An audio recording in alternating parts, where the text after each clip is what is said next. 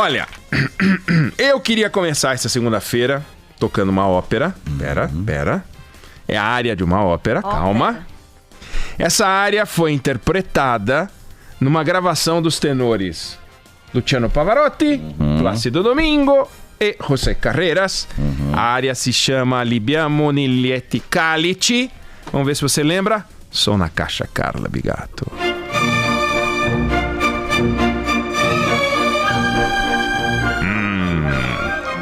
Acho que todo mundo lembra, né? Libiamo Niglieti Calici che la bellezza informa e là fuggeva il fuggeva. Que estrela o mundo perdeu, hein? Que estrela o mundo perdeu, ó. Fremiti. Então, essa área pertence à ópera La Traviata, que é de 1853, que é um sucesso do Giuseppe Verdi, que é o principal compositor italiano do século É o herói nacional, XIX. Bom, ele compôs 28 óperas, tá? A primeira, em 1839, 14 anos antes dessa aí. Bom, até 1842, portanto, os primeiros anos dele, ele tinha escrito 2 óperas que foram bem recebidas, mas não teve grande entusiasmo, até que ele compôs Nabucco, e aí a vida dele mudou. Bom, ou seja, o sucesso dele, o sucesso do Verdi, não chegou por acaso. Ele ralou para estourar, para virar quem ele virou. Vamos esquecer um pouco o Verdi, vamos lembrar, vamos falar de outro artista, Dostoiévski. Ok. As pessoas lembram do Dostoiévski por causa de Crime e Castigo, Irmãos Karamazov, etc. Mas o primeiro livro que ele escreveu é de 1846, Pobre Gente. 20 anos antes do Crime e Castigo, 34 anos antes dos Irmãos Karamazov. 34 anos antes dos Irmãos Karamazov. 34 anos é uma vida. É uma vida. O que eu quero dizer com o exemplo do Verdi e com o exemplo do Dostoiévski? Que eles não nasceram um sucesso. Eles não nasceram um sucesso. Eles se tornaram um sucesso numa vida dedicada ao trabalho, né? E aí, a certa altura, as coisas se encaixaram e eles aconteceram, foram reconhecidos. Ser Verdi no começo, ser Dostoiévski no começo, era nada. Aí, com o tempo, o trabalho e a fama se misturaram. No começo, o trabalho antecedia a fama, depois, com a fama, criava-se a expectativa. O que será que ele vai fazer? Qual será o próximo passo? O que virá? Ele está preparando mais uma, oba, viva. Mas não tinha isso, expectativa em torno do que um cara ia fazer. Esse fenômeno vale para música, vale para literatura, vale para arquitetura. Oscar Niemeyer, ele não nasceu Oscar Niemeyer. Não é que ele tinha uma avenida chamada Oscar Niemeyer e aí ele virou arquiteto, né? Na culinária, ninguém nasce Masterchef. Quer dizer, o Eric Jacquin, a Paula Carosella, o Henrique Fogaça, eles eram novatos, começaram a fazer as coisas deles. Um dia eles viraram o que eles viraram, com muito trabalho, né? Isso vale para política. O Getúlio Vargas se tornou um ícone, Juscelino Kubitschek se tornou um ícone. E por alguma razão, e é isso que eu queria chamar a atenção, a gente está vivendo uma fase de vazio de lideranças. Um vazio de lideranças.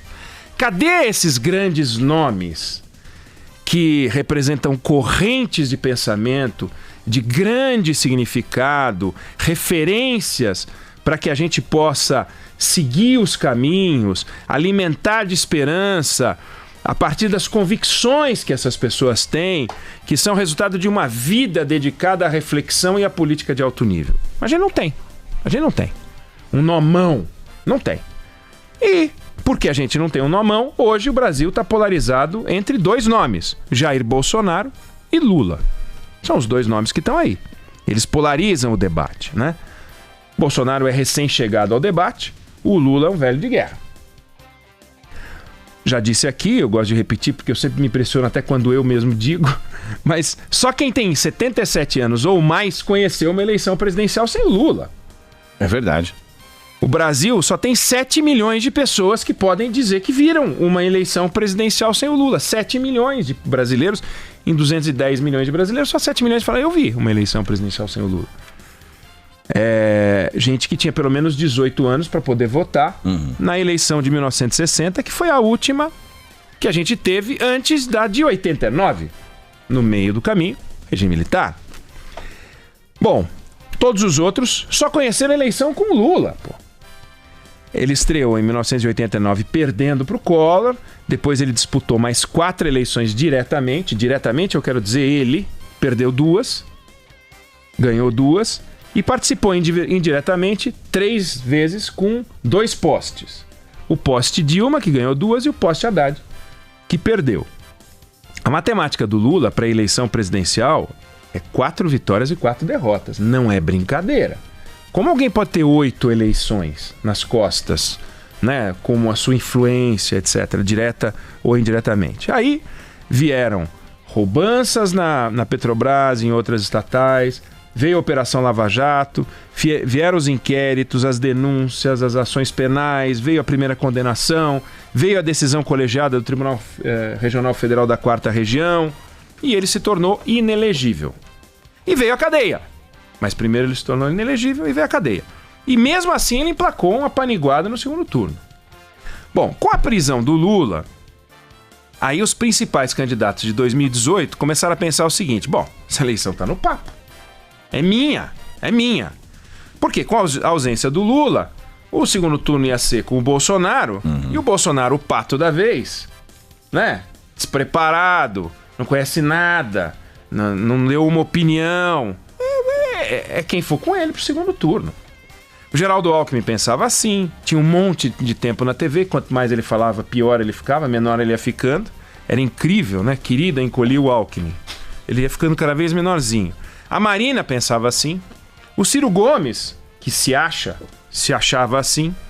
Até o Henrique Meirelles apostou 50 milhões de reais do dinheiro dele, achando que era a vez dele. Fernando Haddad falou, quem sabe até de repente rola, né? Mas eis que veio um cometa, Bolsonaro, de quem não se conhecia uma única ideia sobre nada, atropelou todo mundo, impulsionado por um atentado à vida dele, que quase ele realmente morreu, não é brincadeira, viu, Lula? Não é simulação, o homem quase morreu. Mas foi um lunático, viu, presidente? Um lunático. Ele se tornou presidente. E aí ele se tornou o maior representante da direita brasileira. O maior representante. É um pensador? Não é um pensador da direita, mas ele é o maior representante da direita brasileira hoje. É o presidente da República. E com o Lula em cana e o Bolsonaro repleto de desafios políticos, econômicos, sociais, de novo a política tradicional começou a falar, bom, peraí, o Lula tá fora. O Bolsonaro tem um monte de coisa para fazer. Esse Brasil precisa crescer, precisa gerar emprego, precisa gerar crescimento econômico, etc. Será que não é nós de novo? Olha que é nós. Então é o seguinte, o Brasil deu uma guinada à direita. Será que se a gente criar um candidato de meio direita, assim, meio de direita, só que conciliador, a gente enfrenta o Bolsonaro que é 100% direita e 0 conciliador? Pode ser, hein? Aí 2 nomes começaram a colocar as manguinhas de fora apostando nisso. O governador de São Paulo, João Dória, e o apresentador de TV, Luciano Huck. Falou, quem sabe é nós, né? O Dória tá começando agora. Foi prefeito 2 vezes e foi... foi prefeito por 2 anos e é governador há 1 ano só. O Huck não disputou a eleição nem para CIPA. Para quem não lembra ou não sabe... CIPA é aquela brigada de incêndio que tem nas empresas e que as pessoas são eleitas, né? São escolhidas pelos seus pares, etc. Prevenção de acidentes. Nem para CIPA ele disputou a eleição, né? Se disputou, a assessoria manda uma informação, porque até onde eu saiba... A gente faz uma errata aqui. Faz uma errata. E aí a gente recupera a nossa abertura. Quer dizer, Verdi e Dostoiévski trilharam um caminho penoso até chegar ao sucesso. O direito de serem ouvidos e lidos é resultado de um longo trabalho. A pergunta é, será que o Huck Será que o Dória vão conseguir vocalizar uma linha de pensamento em tão pouco tempo, se eles nunca representaram linhas de pensamento nenhum? Qual é a linha de pensamento que representa o Luciano Huck ao longo da sua história? Seus artigos, suas reflexões, sua visão de mundo. Que visão de mundo que ele tem, né? E a visão de mundo do Dória? Recém-chegado. Ele é um empresário bem-sucedido, né? Mas cadê ele como um líder pensador? Mas nós não temos os líderes pensadores. Foi o que eu falei na largada. Nós temos Bolsonaro e Lula. Bom, mas eis que o Lula sai da cadeia. Aí o Lula sai da cadeia. Caramba, quando o Lula entra na cadeia, ele dá confusão. Aí o Lula sai da cadeia, dá confusão de novo. O Supremo Tribunal Federal entendeu que a segunda instância não é suficiente para prender alguém, cabem os outros recursos. A saída dele começa a balançar as abóboras da política nacional. E o que podia ser uma eleição entre a direita e o centro pode estar caminhando para uma discussão entre a direita e a esquerda. Não que o Lula, que o Leonel Brizola chamava de sapo barbudo, possa ser candidato. Porque ele tem que, até o momento, esperar algum tempo. Toda a condenação dele, que são 8 anos, a não ser que derrubem no Supremo Tribunal Federal, mais 8 anos ao final da condenação pela lei de ficha limpa. Dá 16 anos e 10 meses, na verdade. Vai bater em 2035, não tem eleição presidencial em 2036, ela é municipal, só tem em 2038. Então, em 2038, talvez ele seja um problema. Hoje, ele é uma presença problemática. Mas hoje ele não pode ser candidato. Daí porque, eu já disse aqui e repito, não há Lula livre, há Lula solto. Mas solto, ele pode reorganizar a esquerda. Solto, ele aglutina as pessoas em torno, porque tá todo mundo barata voa. Ninguém sabia para onde ir na esquerda. Agora tem um lugar para onde pousar as baratas. Tá lá, tem o Lula ali, pô, vamos ficar em torno dele, né? Ele fala bem, ele é carismático, ele sabe atacar no calcanhar dos inimigos, irrita as pessoas. E aí como é que fica o Dória e o Huck? Aí virou um pesadelo, o sonho de ocupar o espaço virou um pesadelo. E para o Bolsonaro, os principais analistas observam isso e faz todo sentido. O Bolsonaro fala assim, pô, mas isso é uma beleza, é nós contra eles. E o Lula falando, é nós contra eles também. Então virou um grande nós contra eles no Brasil, que são os petistas de um lado, os bolsonaristas do outro. Agora, a pergunta que fica é, e nós? E nós? Eu não me refiro a nós eleitores, porque ainda é cedo. E nós brasileiros? Nós queremos os radicais de esquerda versus os radicais de direita? É disso que se trata? É assim que vai ser conduzida a discussão política no Brasil, né?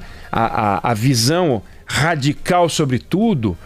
Nós vamos falar de Bolívia hoje, nós vamos ter oportunidade de falar de Bolívia, em que o Bolsonaro diz que o povo boliviano está se livrando, né, do Evo Morales. E o Lula fala em golpe. Aí quando é do Chile, aí tem que defender, o Bolsonaro defende o Pinheira. E o Lula fala que o povo chileno está se livrando. Pô, pelo amor de Deus. É ridículo você ter duas explicações para um fenômeno. E na Argentina? Na Argentina, o povo argentino, pro Lula, está se livrando do Macri. Quer dizer, não tem cabimento essa visão em que você muda a explicação de acordo com os atores. O fenômeno, claro que Bolívia tem suas especificidades, vamos falar muito disso aqui, mas o fato é, não dá para você ficar enfiando as coisas, os personagens nas suas caixinhas ideológicas, porque isso atrapalha.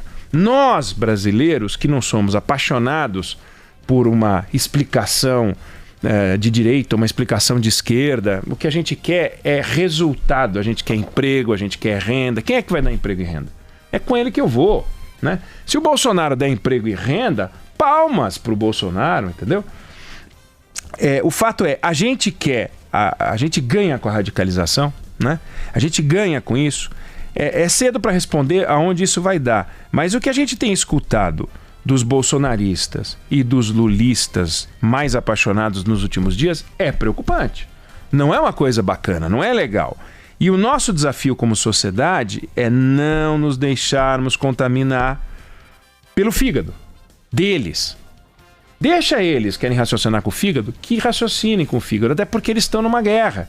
Então eles fazem isso como uma forma de trabalho. Só que, enquanto eles disputam, as pessoas às vezes se agridem, se machucam fisicamente, as amizades se destroem por causa disso. Você é lulista, você vai para Cuba, você é bolsonarista, você vai para não sei aonde, etc.